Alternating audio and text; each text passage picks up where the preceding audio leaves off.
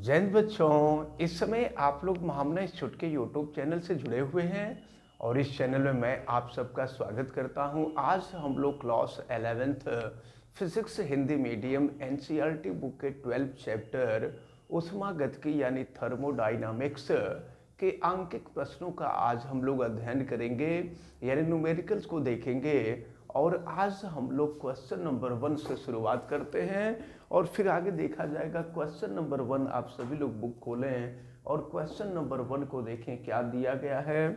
Question number 1 में दिया गया है कोई गीजर, जानते हैं गीजर में जो है जाड़े के बाथरूम वगैरह में लगा होता है। जाड़े के दिनों में जो है उसमें पानी गर्म किया जाता है और उसका कनेक्शन जो होता है नल से होता है और नल खोलने पर उसमें से हमेशा गर्म पानी आता है। जिसको नहीं नहाना होता है उसके नीचे जाके नहाता है।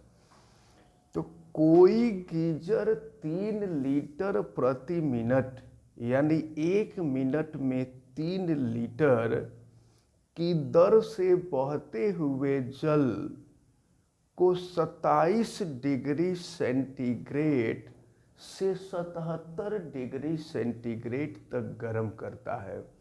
27 डिग्री सेंटीग्रेड से 77 डिग्री सेंटीग्रेड। ज़रा देखा जाए कि टेम्परेचर में कितने की वृद्धि हो रही है।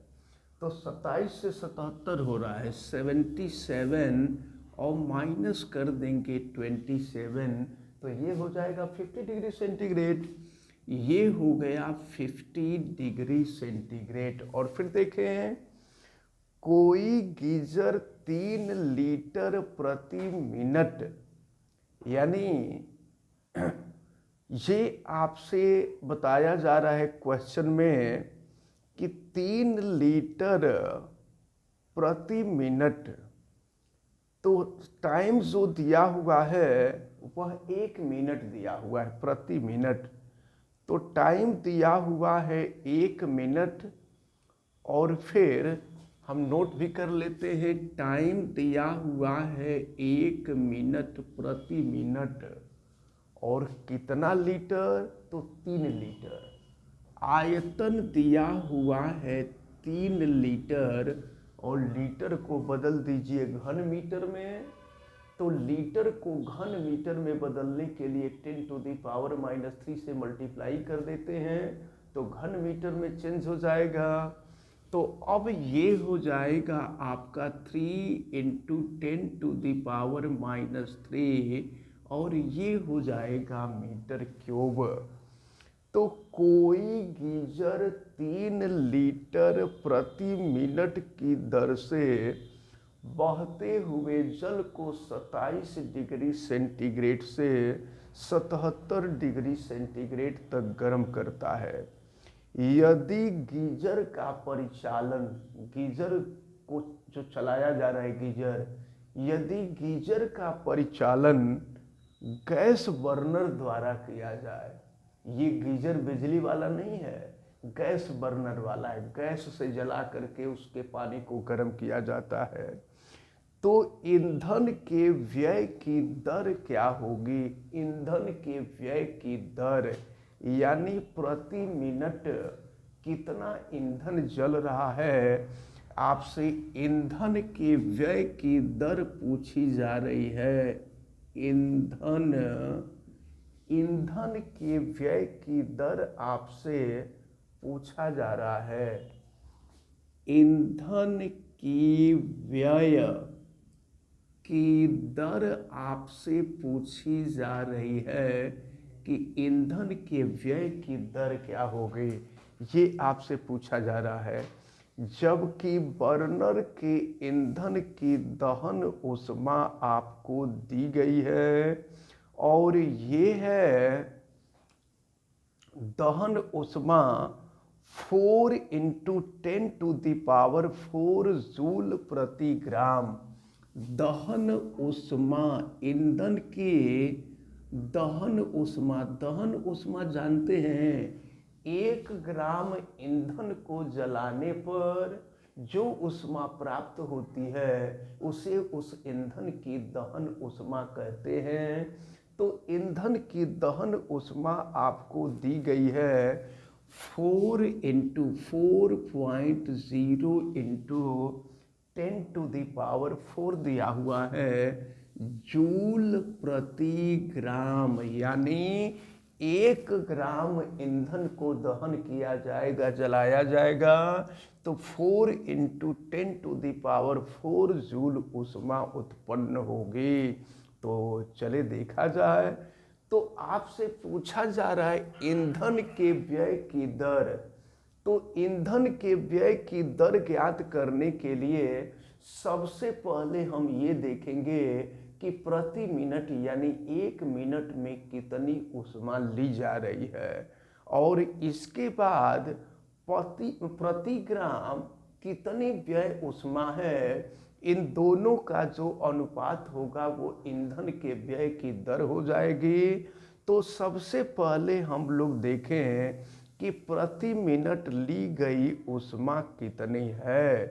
तो देखें प्रति मिनट ली गई ऊष्मा हम ज्ञात करें, इसके लिए आप जानते हैं H इज इक्वल टू, ये होता है टी मिनट, टी सेकंड में व्यय होने वाली जो ऊष्मा, लेकिन हम मिनट में निकाल रहे हैं। तो देखें ये होता है Q बटा में T, लेकिन आपको मालूम है कि Q इज इक्वल टू होता है M into yes into delta T होता है।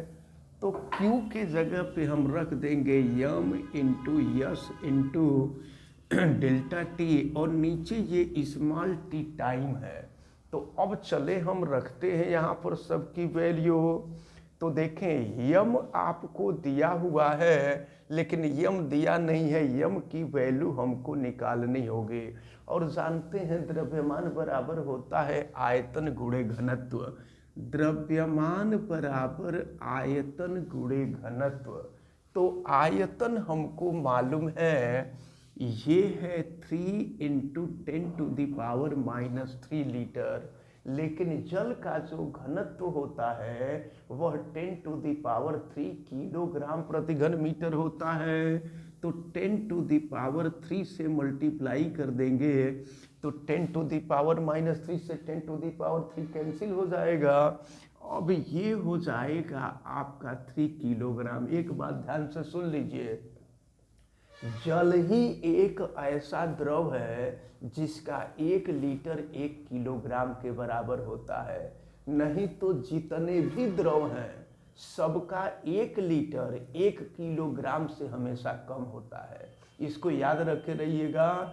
इस पूरे ब्रह्मांड में केवल जल ही एक ऐसा पदार्थ है जिसको लीटर में तौलेंगे तो 1 लीटर होगा, और उसी को अगर आप ये बाट किलोग्राम वाले बाट से लेकर के तौलेंगे तो वो 1 किलोग्राम हो जाएगा। अन्य किसी द्रव के लिए ऐसा नहीं होता है, इसको आप हमेशा के लिए याद रखे रहिएगा।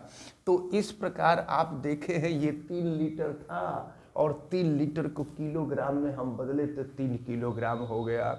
चलिए अब हम यहाँ पर रखते हैं सबकी वैल्यू, और जल की विशिष्ट ऊष्मा भी आपको मालूम होना चाहिए।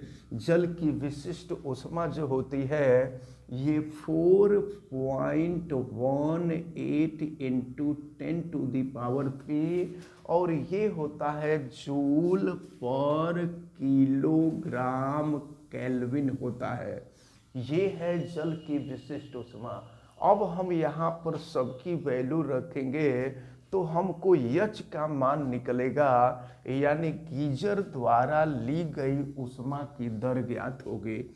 यहाँ हम नोट कर लेते हैं, गीजर द्वारा ली गई ऊष्मा की दर, ऊष्मा की दर हम ज्ञात कर रहे हैं, H की वैल्यू ज्ञात कर रहे हैं। यही गीजर द्वारा 1 मिनट में कितनी ऊष्मा ली जा रही है ये हम निकाल रहे हैं। तो चलिए यहाँ पर M की जो वैल्यू है 3 है, और H विशिष्ट ऊष्मा है, विशिष्ट ऊष्मा 4.18 इंटू 10⁻³ और डेल्टा टी जो है ताप में होने वाला परिवर्तन है और ये आपको मालूम है 50 और अपान टी 1 मिनट, टी का मान हम रख दिए हैं 1 मिनट। तो इस प्रकार देखें ये मिलेगा आपका। तो अब इसको हम लोग सॉल्व करें और सॉल्व करके देखा जाए कि इसकी वैल्यू क्या मिलती है। तो पहले तो अगर 50 में हम 3 से गुणा कर देंगे तो ये हो जाएगा 150 और इसके बाद है ये आपका 4.18 इंटू 10⁻³। अब अगर इसका हम गुणा कर दें तो अगर इसका हम गुणा करेंगे तो देखिए ये वैल्यू जो मिल जाएगी आपके ये लगभग 627 और गुणे 10⁻³ हो जाएगी।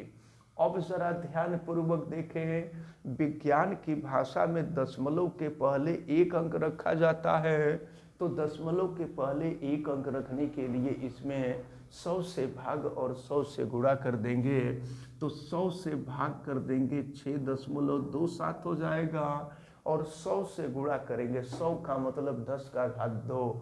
तो 10⁻³ है और 10⁻² जोड़ देंगे तो ये हो जाएगा 10⁻5। ये हो जाएगा जूल प्रति मिनट। 1 मिनट में ली गई ऊष्मा, गीजर के द्वारा 1 मिनट में ली जाने वाली ऊष्मा हमको ज्ञात हो गई है। अब फिर हम आगे देखते हैं और प्रति ग्राम व्यय होने वाली जो ऊष्मा है वही दहन ऊष्मा होती है।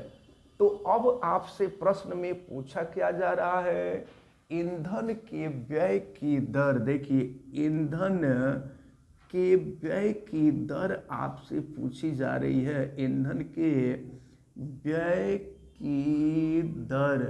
तो यह ज्ञात करने के लिए हम करेंगे क्या कि 1 मिनट में ली गई ऊष्मा, तो 1 मिनट में ली गई ऊष्मा आप देख रहे हैं 6.27 इंटू 10⁵ और बटा में दहन ऊष्मा हो जाएगा, या कह सकते हैं प्रति ग्राम यानी 1 ग्राम में व्यय होने वाली ऊष्मा, ये दहन ऊष्मा के बराबर है 4.0 इंटू 10⁴ हो जाएगा। अब इसको हम सॉल्व कर लें तो ये देखिए ये हो गया 6.27 अपान 4 और ये देखिए 10⁴ नीचे है, 10⁵ ऊपर है, 4 ऊपर जाएगा तो -4 हो जाएगा, तो 5 - 4 करेंगे तो 10 हो जाएगा और 10 का इसमें मल्टीप्लाई कर दीजिए तो दशमलव यहाँ आ जाएगा,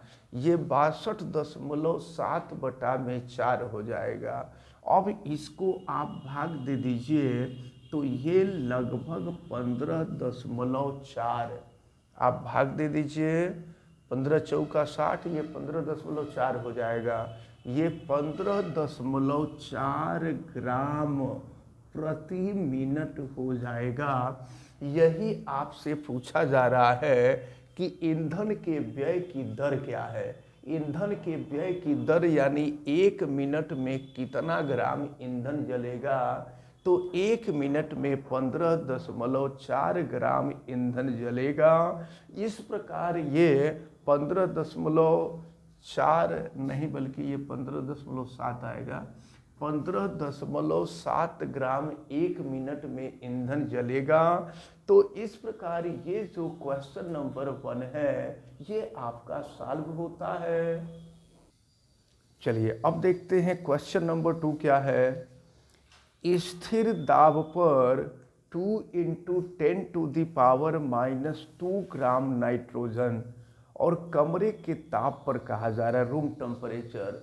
हम आपको पहले बता चुके हैं कि रूम का टेम्परेचर पहले 25 डिग्री सेंटीग्रेड था, लेकिन अब ये टेम्परेचर जो है 27 डिग्री सेंटीग्रेड हो गया है।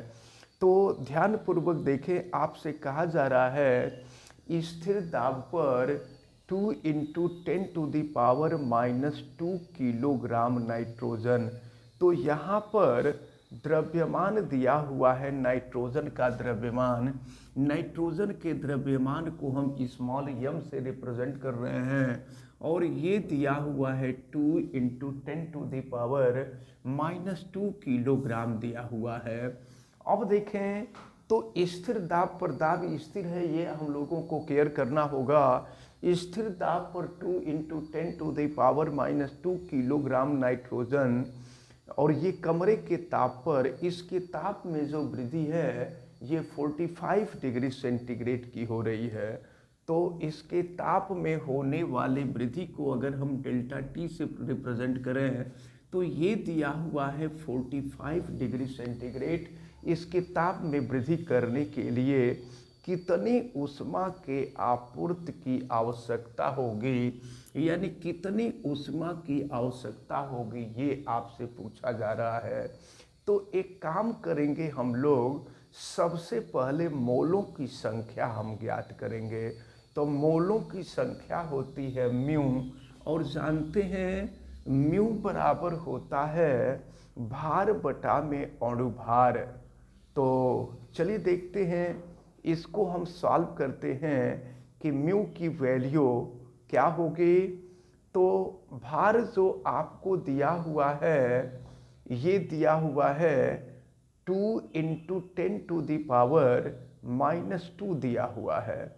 और फिर भार जो है, भार जो होता है ये अणु भार होता है, और अणु भार नाइट्रोजन है, नाइट्रोजन का अणु भार 28 होता है। परमाणु भार जो है 14 होता है, 14 होता है, और अणु भार जो होता है वो 28 होता है। तो इस प्रकार देखें यहाँ पर जो वैल्यू दी गई है। अच्छा, एक काम हम कर दें, ये जो किलोग्राम है ना, किलोग्राम को पहले ग्राम में बदल लें, क्योंकि यहाँ पर भार ग्राम में ही रखा जाता है।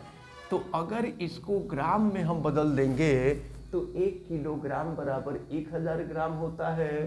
तो 1000 से अगर हम गुणा करेंगे, 1000 का मतलब 10⁻3, तो 10⁻3 × 10⁻⁻², 10 हो जाएगा, 10 का पावर 1 हो जाएगा, यानी 10 हो जाएगा, और 10 का 2 में मल्टीप्लाई कर देंगे तो ये हो जाएगा 20 ग्राम हो जाएगा। चलिए मोलों की संख्या निकालते हैं। तो मोलों की संख्या बराबर होता है भार बटा में अणु भार। तो भार आपको दिया हुआ है 20 ग्राम, और अणु भार जो होता है वो नाइट्रोजन का 28 होता है। अब इसको जो है हम सॉल्व कर सकते हैं, और चलिए इसको हम 4 से कटा दे तो ये 4 × 5 = 20 हो जाएगा, और 4 × 7 = 28 हो जाएगा, यानी ये हो जाएगा 5/7। अब ज़रा ध्यान पूर्वक देखें, अब आपसे पूछा जा रहा है Q, तो Q की जो वैल्यू होती है वो ms डेल्टा टी होती है। यश विशिष्ट ऊष्मा है, विशिष्ट ऊष्मा को हम यश से भी प्रदर्शित करते हैं और C से भी प्रदर्शित करते हैं, लेकिन प्रश्न में स्थिर दाब दे दिया है। तो स्थिर दाब पर की विशिष्ट ऊष्मा जो होती है वो Cp होती है, और Cp की वैल्यू कितनी होती है ये आपको देखना है। तो स्थिर दाब, ये देखिए, ये नाइट्रोजन जो है डाई एटॉमिक गैस होती है, द्विपरमाणु गैस होती है, यानी इसके एक अणु में 2 परमाणु होते हैं। तो इसके लिए Cp की जो वैल्यू होती है वो 7/2 R के बराबर होता है, जहां R जो होता है वो गैस नियतांक होता है 8.3 जूल पर मोल केल्विन करके होता है। तो चलिए अब हम यहाँ पे सबकी वैल्यू रख दें, तो Q = ये हो जाएगा आपका m। तो m के जगह पर अब यहाँ पर देखें m न हो करके यहाँ मोल हो जाएगा, म्यू हो जाएगा, और ये हो जाएगा Cp × डेल्टा टी। अब हम यहाँ पर सबकी वैल्यू रखते हैं, तो देखिए अभी थोड़ा सा और परिवर्तन कर दें, म्यू और Cp की वैल्यू हम यहाँ रख दें। Cp की वैल्यू 7/2 R है, और फिर ये है डेल्टा टी, अब यहाँ पर म्यू की वैल्यू आप देख रहे हैं 5/7। चलिए नीचे करते हैं। तो यहाँ पर म्यू की जो वैल्यू है ये 5/7 है। 5/7 और इंटू ये हो जाएगा 7/2। आर जो होता है गैस नियतांक होता है, इसकी वैल्यू 8.3 और डेल्टा टी की जो वैल्यू है, डेल्टा टी की वैल्यू 45 डिग्री सेंटीग्रेड दिया हुआ था क्वेश्चन में। देखिए डेल्टा टी की जो वैल्यू है ये 45 डिग्री सेंटीग्रेड दिया हुआ था। अब यहाँ कर देंगे हम 45। अब इसके बाद हम इसको सॉल्व करते हैं और सॉल्व करके देखते हैं कि इसकी वैल्यू कितनी आ रही है। तो चलिए देखिए क्या होगा। 7 से तो 7 कैंसिल हो जाएगा और फिर 2 से 5 को कट कर देंगे तो ये हो जाएगा 2.5 और इस प्रकार Q equal to 2.5 into 8.3 into हो जाएगा 45। अब हम इन तीनों का मल्टीप्लिकेशन कर दें तो तीनों का मल्टीप्लिकेशन जब आप करेंगे तो ये 933 और ये हो जाएगा 0.45 जूल हो जाएगा। यही आपसे पूछा जा रहा था। ये 4.5 न होकर 7.5 मल्टीप्लिकेशन आप कर लीजिएगा, मान में हल्का फुल्का अंतर हो सकता है। तो इस प्रकार Q की जो वैल्यू होगी वो 933.75 जूल के इक्वल होगी। आपसे यही पूछा जा रहा था कि कितनी ऊष्मा की आपूर्ति की जाएगी, तो आपूर्ति की जाने वाली जो ऊष्मा है वो यही होगी। देखते हैं क्वेश्चन नंबर 5 क्या है।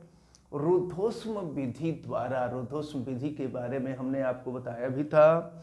रुद्धोष्म विधि द्वारा किसी गैस की अवस्था परिवर्तन करते समय उसकी एक साम्यावस्था A से दूसरी साम्यावस्था B तक ले जाने में, दो साम्यावस्था है, एक साम्यावस्था A है, दूसरी साम्यावस्था B है और रुद्धोष्म प्रक्रम कहा जा रहा है कि रुद्धोष्म प्रक्रम द्वारा या रुद्धोष्म विधि द्वारा किसी गैस की अवस्था परिवर्तन करते समय उसकी साम्यावस्था A से दूसरी साम्यावस्था B तक ले जाने में 22.3 जूल का कार्य करना पड़ता है। कार्य W की वैल्यू दी गई है और ये है 22.3 जूल कार्य करना पड़ता है। तो अब ज़रा आप ध्यानपूर्वक देखें, जब कार्य करना पड़ेगा तो कार्य ऋणात्मक हो जाता है, यानी W की जो वैल्यू है ये -22.3 जूल के इक्वल हो जाएगी। अब देखिए क्या है, यदि गैस की दूसरी प्रक्रिया द्वारा A अवस्था से B अवस्था तक लाने में निकाय द्वारा अवशोषित नेट ऊष्मा, निकाय के द्वारा अवशोषित की जाने वाली जो नेट ऊष्मा है वो आपको दिया हुआ है 9.35 कैलोरी। नेट ऊष्मा दी गई है, ये याद रखे रहना। अब वो भी दूसरे प्रक्रम में, पहले प्रक्रम में नहीं। पहला प्रक्रम है A से B जाना, पहला प्रक्रम है A से B पर जाना और दूसरा प्रक्रम है B से A पर आना। तो पहले प्रक्रम में कार्य हो रहा है और दूसरे प्रक्रम में ऊष्मा प्राप्त हो रही है। तो दूसरे प्रक्रम में प्राप्त होने वाली जो नेट ऊष्मा है वो आपको दिया हुआ है Q, और Q की वैल्यू आपको 9.35 कैलोरी दिया हुआ है। 9.35 कैलोरी दिया हुआ है। कैलोरी को हमें जूल में कन्वर्ट कर लेना चाहिए। तो ये है 9.35 और एक कैलोरी बराबर 4.18 या 4.2 जूल होता है। तो ये हो जाएगा 4.18। अब इसका हम मल्टीप्लिकेशन कर लेंगे तो ये वैल्यू जो आएगी 39.1 जूल आएगी। अब जरा ध्यान पूर्वक देखें तो बाद के प्रकरण यानी जो दूसरा प्रक्रम है, आपसे कहा जा रहा है बाद के प्रकरण में निकाय द्वारा किए गए नेट कार्य कितना होगा। निकाय द्वारा किया गया नेट कार्य आपसे पूछा जा रहा है। तो देखिए, निकाय द्वारा कार्य किया जा रहा है, याद रखे रहिएगा। तो सबसे पहले हम आपको बताते हैं, पहले आपको दिया गया था रुद्धोष्म प्रक्रम। जब रुद्धोष्म प्रक्रम होता है ना, ये दूसरे प्रक्रम के लिए दिया है, याद रखे रहिएगा। और पहला प्रक्रम आपको दिया हुआ है रुद्धोष्म प्रक्रम। तो रुद्धोष्म प्रक्रम में Q की जो वैल्यू होती है वो 0 होती है। और अब हम ऊष्मागतिकी के प्रथम नियम का प्रयोग करेंगे। ऊष्मागतिकी का प्रथम नियम होता है delta U equal to Q minus W होता है। तो अगर यहाँ से हम Q की वैल्यू निकालें तो डेल्टा U और प्लस हो जाएगा W। अब हम यहाँ पर सबकी वैल्यू रखें और सबकी वैल्यू रख करके हम जो है U के मान में होने वाला परिवर्तन हम निकाल सकते हैं। डेल्टा U की वैल्यू निकाली जा सकती है। तो Q की वैल्यू तो आपको 0 दिया हुआ है, पहले प्रक्रम की बात हो रही है। अभी मैं जो भी वैल्यू निकाल रहा हूँ पहले प्रक्रम के लिए मैं निकाल रहा हूँ। तो अब ज़रा ध्यान पूर्वक देखें तो यहाँ पर Q का मान 0 होगा और ये हो जाएगा डेल्टा U और प्लस हो जाएगा W। तो अब डेल्टा U की वैल्यू अगर हम निकालें तो देखें डेल्टा U की वैल्यू क्या होगी। डेल्टा U इजकल टू हो जाएगा माइनस W। डेल्टा U यानी आंतरिक ऊर्जा में होने वाला परिवर्तन। फिर डेल्टा U की वैल्यू हम निकालेंगे तो माइनस, और W की जो वैल्यू होगी ये W का मान किया गया कार्य, और W का मान यहाँ देखिए दिया हुआ है -22.3 जूल। तो यहाँ हम -22.3 जूल कर लेंगे तो अब ये हो जाएगा आपका प्लस हो जाएगा, ये 22.3 जूल हो जाएगा। तो आंतरिक ऊर्जा में होने वाला परिवर्तन हमें ज्ञात हो गया। ये पहले प्रक्रम के लिए है, पहला प्रक्रम माने A से B के लिए। लेकिन जब B से A पर आएगा तो उस स्थिति में आपसे पूछा जा रहा है कि बाद के प्रकरण में निकाय के द्वारा किया गया कुल कार्य कितना होगा। तो निकाय के द्वारा किया गया कुल कार्य पूछा जा रहा है, यानी W की वैल्यू पूछी जा रही है। देखिए W की वैल्यू पूछी जा रही है, W इधर आएगा तो पॉजिटिव हो जाएगा और फिर ये हो जाएगा Q माइनस डेल्टा U। तो अब जो है यहाँ पर सबकी वैल्यू हम रखते हैं, Q की वैल्यू रख दें और माइनस हो जाएगा डेल्टा U यानी आंतरिक ऊर्जा में होने वाला परिवर्तन, सबकी वैल्यू हम रख देते हैं। तो Q की जो वैल्यू है 39.1 जूल है और माइनस हो जाएगा डेल्टा U, ये हो जाएगा आपका 22.3। तो अब जो है 39.1 में से हम 22.3 जूल हम माइनस करते हैं तो देखिए यहाँ 11 में से 3 जाएगा 8 हो जाएगा, और फिर यहाँ पर हो जाएगा 8 में से 2 जाएगा तो 6 हो जाएगा, और फिर इसके बाद जो है यहाँ जो बचेगा ये हो जाएगा, देखिए 3 में से 2 जाएगा 1 हो जाएगा, दशमलव का 1 अंक कटेगा, ये हो जाएगा आपका 16.8 जूल। तो ये आपसे पूछा जा रहा था कि दूसरे प्रक्रम में कुल कितना कार्य किया जाएगा। तो ये हम लोगों का कंप्लीट होता है। अभी हम लोग कुछ दिन तक, जब तक इस चैप्टर का न्यूमेरिकल नहीं ख़त्म हो जाता है तब तक हम लोग देखेंगे। तो अब जो है हम ये क्वेश्चन नंबर 5 के बाद हम क्वेश्चन नंबर 7 आपको बता देते हैं। जो टफ क्वेश्चन है उनको बता देते हैं, जो इजी क्वेश्चन है इजी क्वेश्चन को तो आप लोग खुद कर लेंगे। तो चलिए अब हम आपको क्वेश्चन नंबर 7 बता देते हैं। इसको देख लीजिए, क्वेश्चन नंबर 7 क्या है।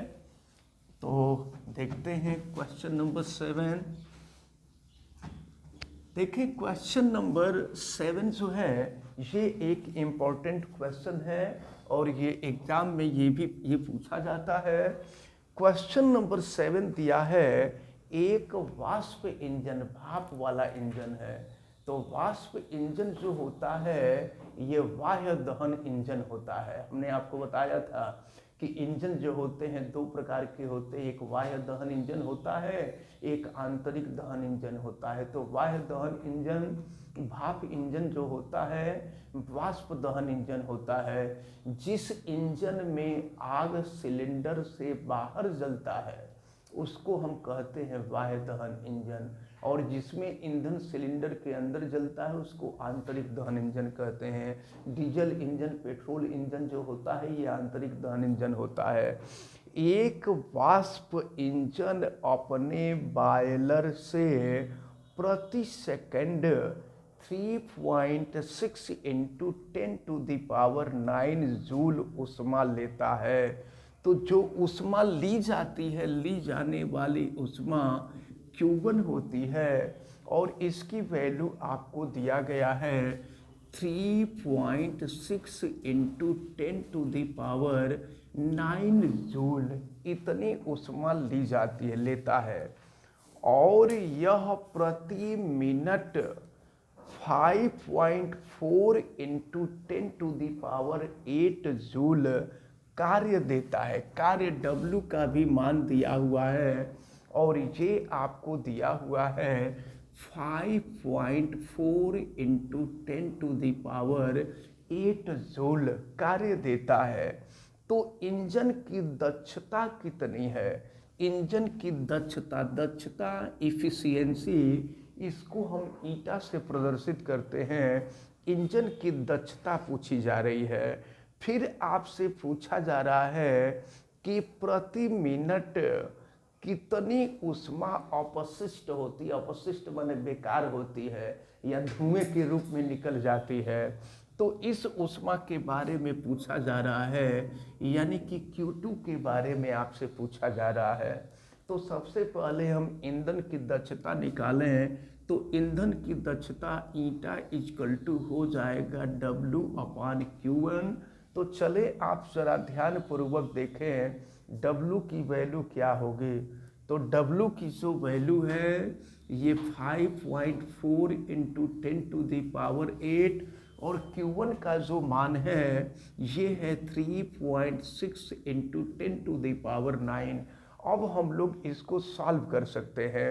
देखिए अब जो है हम देखते हैं कि यहाँ पर ये 5.4 और नीचे है 3.6 और 10⁹ ऊपर जाएगा तो ऊपर जा कर के 8 - 9 हो जाएगा। 8 - 9 या कह लीजिए नीचे ही आकर के इसको हम 10 कर देते हैं। अब इसके बाद जरा ध्यान पूर्वक देखें, इंजन की दक्षता हमेशा परसेंटेज में निकाली जाती है। तो परसेंटेज में निकालने के लिए हम करते क्या हैं कि इसमें 100 से गुणा कर देते हैं तो परसेंटेज प्रतिशत में निकलता है। चलिए हम यहाँ पर 100 से गुणा कर देते हैं।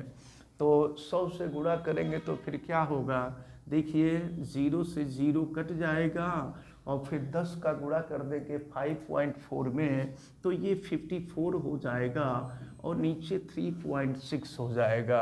अगर हम ऊपर नीचे 10 से गुणा कर दें तो देखिए ऊपर नीचे 10 से गुणा करने पर क्या मिलेगा, ये ऊपर 10 और नीचे 10 से गुणा कर देंगे तो 36 हो जाएगा। अब देखिए 9 से इसको कटा दें तो 9 से कटाएंगे तो ये हो जाएगा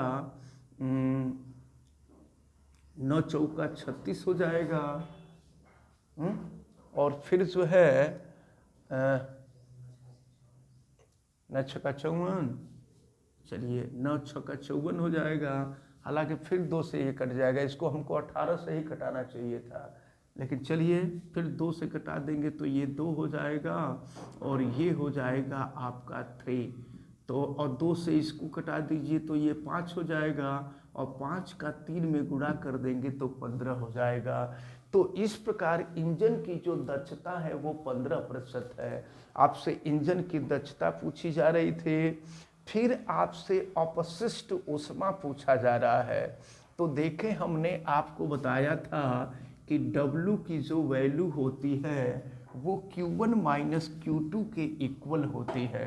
हमने आपको जब ऊष्मा इंजन पढ़ा रहे थे तो W की वैल्यू Q1 माइनस Q2 ये हमको ज्ञात करनी थी। अब ज़रा ध्यानपूर्वक देखें, अगर Q2 की वैल्यू ज्ञात करनी हो तो Q2 इजकल टू ये हो जाएगा Q1 माइनस W। अब चलिए वैल्यू रखते हैं। तो Q1 का मान हम लोगों ने देखा है 3.6 इंटू 10⁻⁹ और माइनस W की वैल्यू दिया ही है। W की वैल्यू रख लेते हैं 5.4 इंटू 10⁸ हो जाएगा। तो सुनिए, ऐसा करते हैं ना, यहाँ 10⁸ है, यहाँ भी 10⁸ करते हैं। और या नहीं तो यहाँ दोनों, देखिए जोड़ने या घटाने का प्रोसेस तभी हो सकता है जब दोनों जगह घात बराबर हो। तो यहाँ 10⁹ है तो यहाँ 10⁹ होना चाहिए, या यहाँ 10⁸।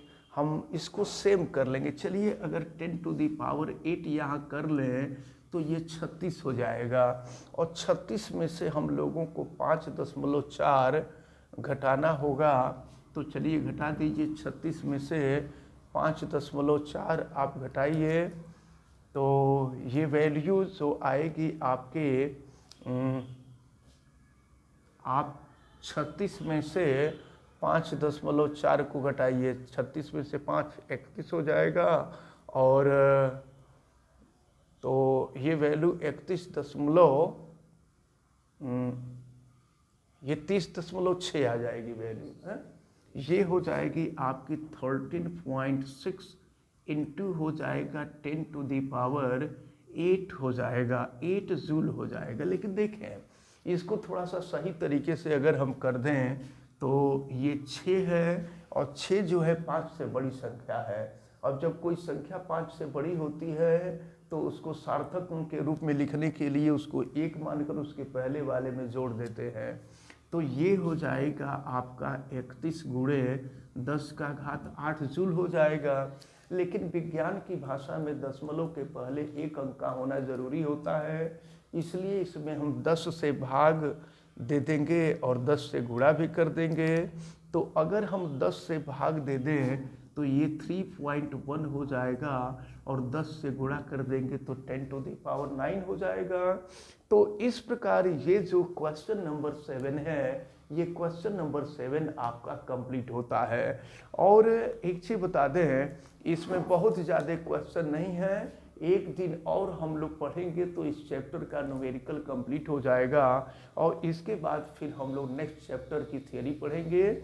और मुश्किल से अब जो है 2 या 3 चैप्टर रह गया, इसको पढ़ लिया जाएगा तो ये आपका जो पूरा फिजिक्स है, टोटल फिजिक्स आपका कंप्लीट हो जाएगा। और इसके बाद फिर समय बचेगा तो हम लोग रिवीजन करेंगे।